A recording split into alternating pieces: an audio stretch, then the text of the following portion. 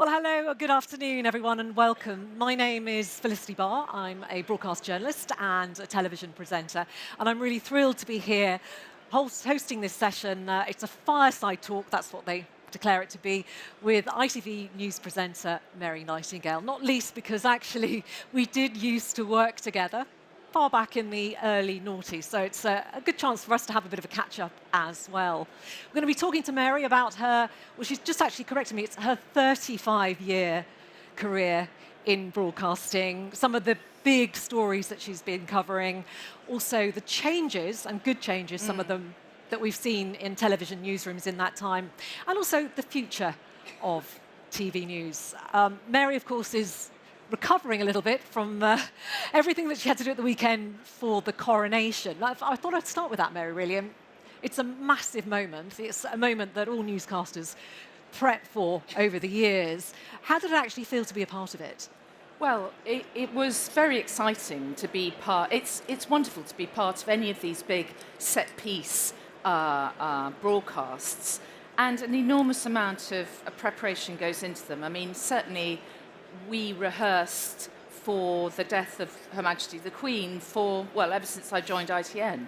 And because you don't want to get an event like that wrong, you need to have your facts at your fingertips, you all need your technical and your editorial needs to be absolutely in sync, because I can know all I like about the Queen or the late Queen or King Charles or whatever, but actually if I'm not talking about the right thing and it's not fitting with the pictures and we don't have the right graphics, then none of it makes sense. So it's a massive preparation.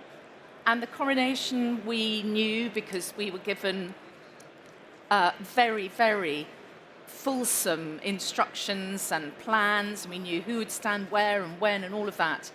But it's the kind of off-the-cuff bits that I think are, for me, the most fun and in a way the most challenging. Yeah, exactly. It's almost like personalising your coverage and your channel's coverage of an event that actually a lot of people around the world are covering. And you, as a presenter, you end up playing a massive part in that. Yeah, you do. And I think you are the link between the audience and the fact. And of course, not everyone who's watching is going to be fascinated by royal history, but I think what you try and do is make it accessible, make it relevant, make it sing a little bit. And actually, if you can find a few interesting facts or gossipy little tidbits to put in, just to bring it to life a little bit. It's not heavy, it's not too ponderous.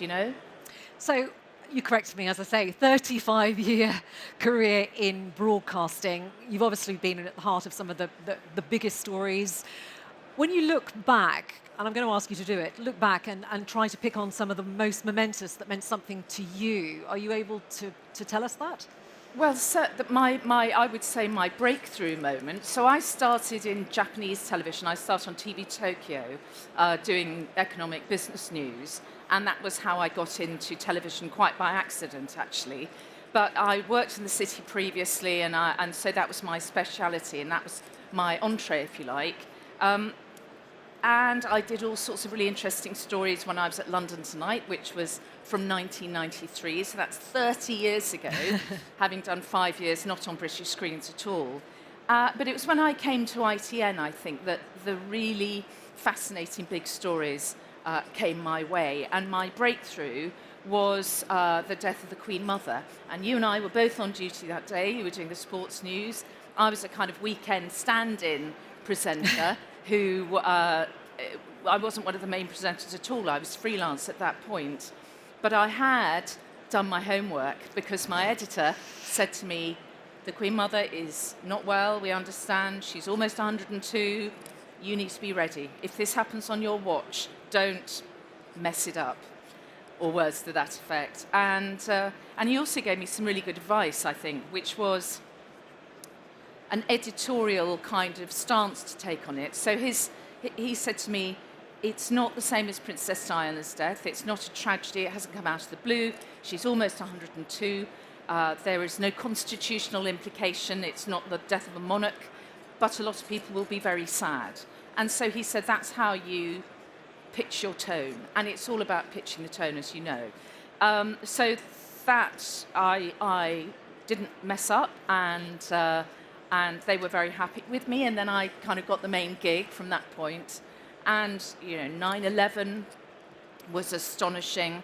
The death of the Queen, of course, was a massive story. But for me, I think the one that sort of hit home most was Madeleine McCann. And it's always the news stories that more kind of closely mirror where you are in your own life, I think, that resonate. And I had a little girl who was the same age, and it was a resort that we used to go on holiday, and I did one of the first interviews with Kate and Jerry McCann, and that stayed with me, and I have interviewed them several times over the years, and that really did resonate with me. And then similarly, when the terrible year of terrorism we had, within which we also had Grenfell Tower, and we had Westminster Bridge and Borough Market and all those awful attacks, and one of them was the Manchester Arena bombing, and all those teenage girls at their first concerts, many of them, and again, that was the same age as my daughter. And I remember the only time I have sort of been unable to contain my tears on air was at the funeral of one of the little girls who died in the Highlands of Scotland, and it was a beautiful piece done by our reporter Peter Smith in Scotland, and it was in the Outer Hebrides, and when it came back to me, it had got me, and our job is not to be got. You're supposed to read the story and do it with objectivity and accuracy and all those things, but on that occasion I couldn't. Yeah, there are just some of those stories, and they do tend to be ones that reach into you more personally, Yes. that you can relate to. And I think it's fair to say as well, ITV's stories have always been about the human story, and Yes. that's kind of sort of their USP in some respects, Yes. is that they go after the human side of things. Yeah, So therefore, no matter what the story, as you say, I would always say perhaps the difference between ITV and other broadcasters would be, even on a political story, we're about, well, how does that affect the people? So for us, it's more about the people than the politics. And any economic story, how does that affect people? And we have very good reporters who I think have a particularly good, empathetic, personal way of engaging with people. And the people in our stories are also our viewers, and I think that's how we manage to keep our viewership sort of quite faithful to us, quite engaged with us. looking back, and we've had a discussion off air, if you like, about the changes in broadcasting, particularly in TV newsrooms over the last 35 years. I think there have been huge changes, and we're not just talking about the technology, are we? No, not at all. I think when I first started in news, and I actually wasn't even particularly young then, I was 28 or something when I first came into television, and I'd come from the city, which was a very macho environment, as you can imagine, and so I found the newsroom quite a familiar vibe. Everything was run by men, and it was all quite macho, and news was all about having been out in the war, the field of battle, and I did encounter. I was very fortunate. I never got any of the stuff that you hear about in Me Too, but I think I was patronised. I was certainly underestimated. I feel like I was sidelined quite a lot of the time. I remember one experience I had. I won't say where, but it was a long, long time ago. When I came into work, they went, "Hey, Nightingale, you've been moonlighting." And I said, "What?" And they showed me page 3 of The Sun, and they thought I looked like page 3 of The Sun. Oh, joy. And I went, "Yeah, right, huh." And I went and did my edit. When I came out, they had photocopied page 3 of The Sun with my face superimposed and put it all around the newsroom. That was not at ITN, hasten to say. And it was all like, "Hey, can't you take a joke? Can't you take a joke?" There are women in the audience who are going, yeah. Had that Anyway, wherever you work. had that, exactly. But you would never get, the people that did that, their feet would not touch the ground now. Our bosses are quite often women, which is great. You don't necessarily find the women are most supportive of women. It doesn't necessarily go like that. but I think we at ITN have a really egalitarian newsroom. We're very diverse now, much more so than we were even 5-10 years Yeah. ago. We have all sorts of different people. We're socioeconomically diverse, and that's something I think that's really important that hasn't necessarily been thought about as much as it should be. You know, ethnically diverse, certainly in terms of women, we're very diverse, and age, the last Yes. bastion. So I'm 60 in a couple of weeks' time, and I think for me personally, I didn't grow up seeing 60-year-old women on the television. So lucky me, my life has sort of followed that, and I'm picking up some of the advantages that the changing world has given, and television is representative of that, I think. I think the big word is respect. I think we talked about it before, but back in the early noughties, if you were a female news presenter, sports presenter, it felt like there was a lack of respect among some of your peers. It was all the tabloids were full of the whole auto cuties and the fighting, the supposed infighting between female presenters. Yeah. It was really actually irritating, and it was was a lack of respect. It was a lack of respect, a lack of value placed upon. And I think when I first started in television, I think there was a feeling that you needed a woman on screen, but only sitting beside a man, and you could make him look good by, being impressed, and you were not there to challenge or disrupt. You were there to not mess up, do your job, but it's like you were not compliment the man, isn't it? Compliment the man. Yeah, exactly. And Yes. it was very aggravating. Women weren't supposed to have a brain, I think. No, we weren't supposed to have a brain, but if we messed up, then boy, You really... But I think it's important you don't complain too much about it. And I'm really not complaining, because look, I've benefited enormously, and I love what I do. I love where I work. I feel fantastically blessed to have had 30 years at ITV, and I somehow it can't have been that bad, because here I still am, And I think what you had to do was get lucky, number one, and I got lucky, and I made some choices along the way that, had I gone with the other option at that time, I think I could have gone over a cliff. So I got very fortunate. I've had some good bosses along the way who've championed me. I have some great colleagues, some not so great, that's life. And the world has changed, and I have benefited from that. I can't pretend that I have changed it. I wish I could, but I've certainly benefited from it. Yeah, things are a lot better in a TV newsroom now than they were. And it's great that you're still there, to be able to actually see it happen. I think so. I know, yeah, it's fantastic. I think also our view of news has broadened as well. So when I first started, a big story had to be a war story. And my argument always was, well, there's more than one type of front line. And I always felt, well, my particular speciality is economics. I worked in the city. So I would say, well, okay, so I was never in Mogadishu, but I have worked in the city when there was the crash of 1987. I was on a trading desk there juggling two phones. That's a front line of a different type. So I think what's important in news is not that we all have the same experience. I think that we bring different experiences to it. And that, of course, is a great benefit of diversity, because no longer are we just a load of middle-class white men. Oxbridge, or certainly, very privileged in some respect. I think it is important now that we're all much better equipped to interpret the world and give equal importance to all sorts of different stories.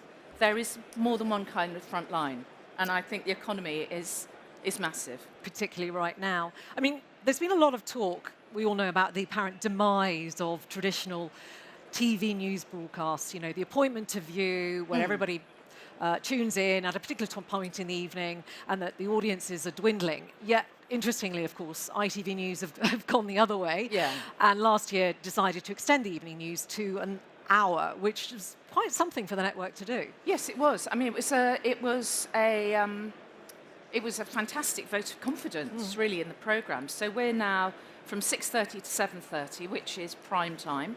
And I was really gratified that ITV was willing to entrust us with half an hour of prime time. And of course, they don't do that for no reason. They didn't do it to be kind.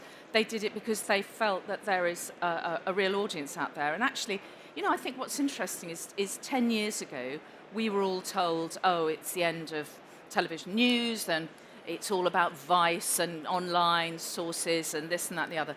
Well, where are they now?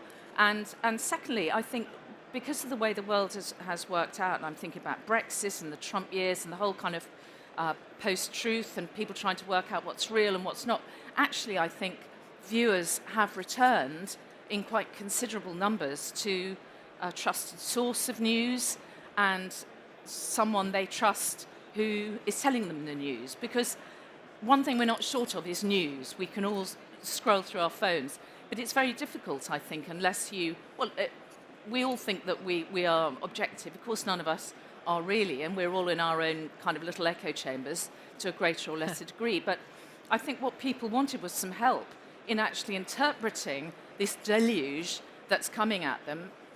Some people can't be on their phone all day scrolling madly. They just want someone to tell them what's happening, tell them what's important, and a source they can trust, BBC, ITN, ITV News, and faces they can trust. And I think maybe that has helped the cause of the older presenter, because I've been there so long. I think people, I hope people do trust me. And I think you've got the history. Entry level is people have got to believe what you say, Yeah. and trust that you're going to tell them the truth. And I think that's probably Interesting that you use the word objectivity. I mean, I'm Yeah. interested in your thoughts about when we started out. Well, A, there was no particular social media, but B, you would never, ever let anybody know your private thoughts about political views, your personal opinion. It was, you literally had to be that objective voice. Now, of course, today's younger journalists, they've grown up in that world of social media where you readily share your views, and that has caused a few problems within the news industry, within broadcast, because of the regulatory body Ofcom. What are your thoughts on that? Well, I think it's not only the younger presenters who've got involved in issuing their views about things. My own view is I don't do social media at all.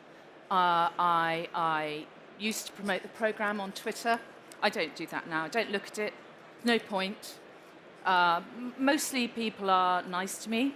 I'm not really trolled, fortunately. I make sure that I give a very bland, vanilla exterior. No one, my friends and my family know I have extremely strong views about all sorts of things, but I hope that my viewers wouldn't know that. And I do think it's a mark of some, I'm quite proud of the fact I don't really get trolled. I mean, I don't think, what I do have is people, and obviously I don't get, I'm not an object of lust either, which I think helps. What I do have is people saying, my nan likes your top. Where did you get your top? Or I have very nice husbands saying, it's my wife's birthday coming. Aww. She did admire your blouse. Would you mind sharing? But yeah, I don't even get involved in that now. I'm very happy to represent nans everywhere, but they just have to kind of work out where I got my clothes from. Well, that sounds a good position to be in. I just think shut up and read the news, Shut up, no one cares, it's not about you. Stop telling me where you're on holiday. Stop trying to engage me in, sexy banter. Shut up and read the news. And then go home. So given that, what are your thoughts on the rise of, you've mentioned quite a few platforms already, but we all know that there's been a couple of new TV news networks that are labelled TV news networks that have emerged, who are, shall we say, pushing the boundaries of what Ofcom will allow in terms of partiality. What are your thoughts? I guess my question would be, is that news? So I think you can do whatever you like, as long as you don't say you're news. If you are news, then you should be impartial. And of course, everyone will have their own views on what impartiality is. And during the whole Brexit debate, whatever you said, someone would say you were biased. Or in the Trump debate, someone would say you were biased. And people, if they look hard enough, will find political bias wherever they choose to find it. But I think broadly, and we are, we're governed by Ofcom on impartiality. Newspapers are allowed to editorialise, television news is not. And I absolutely think that's right. It is not my place as a news presenter. I should not be telling anyone what to think. And I think, if you want to do that, don't call yourself news. There's a place for everything. Yeah. Just not called news. And we're not in the United States where it's the complete opposite. Yeah, exactly. And I cherish that. I think it's really important to maintain that objectivity, because otherwise, who are we? We're Jerry Springer. God rest his soul. Bless him. He was a lovely guy, and his show was absolutely extraordinary game changer in television terms. But it wasn't news. Yeah, it's a place for that, but it was entertainment. Exactly. It was entertainment. Yeah. Sort of running out of time, so I kind of wanted to ask you really what you think the future of TV news is. Is it possible to look ahead and see where we're going to be? Assuming Ofcom's still here. Yeah, I hope that the future is looking brighter than it was a decade ago. I do think that, people came to us in record numbers during COVID. I think if it was ever in doubt, I think we re-established ourselves as a real point of contact for society. We were there. I was there every day during COVID, unless I was off with COVID, and I really valued that position as being there as a constant. For some people, the only face they saw. Talking to them directly. So I believe and hope, and maybe I'm biased, and maybe I'm, maybe I'm old, and so therefore I view things in a different way to the up and coming youngsters. I work with people who weren't even born in 9/11 now. This is kind of scary. This is where we are. Of course it is, and that's wonderful. I think one thing you can never expect now is 100% attention. No one is only watching telly. Everyone's got their phone and they're scrolling and they're buying stuff on Amazon or doing something on, So that is, you have to just work harder to engage people. It's punching through, isn't it? It's punching through. It's getting through the glass, working out what people want to find out about, giving them what they want to see, and informing them. But always, always, always with objectivity. And a final thought, do you still love what you do? I love what I'm doing. I love what I enjoy what I'm doing more than I ever have. I love the way our newsroom has evolved. I am hugely impressed by my young colleagues. Maybe because I'm more senior now, I have a rosier view of everything, and I think you always have to be a bit careful about that. Maybe ask one of the younger ones if they feel the same. But no, I love it. I love it. I'm not ready to retire yet. Quite yet. This is very good news. We're very pleased to hear it. Ladies and gentlemen, please thank Mary Nightingale for her time. Thank you. Thanks, Mary.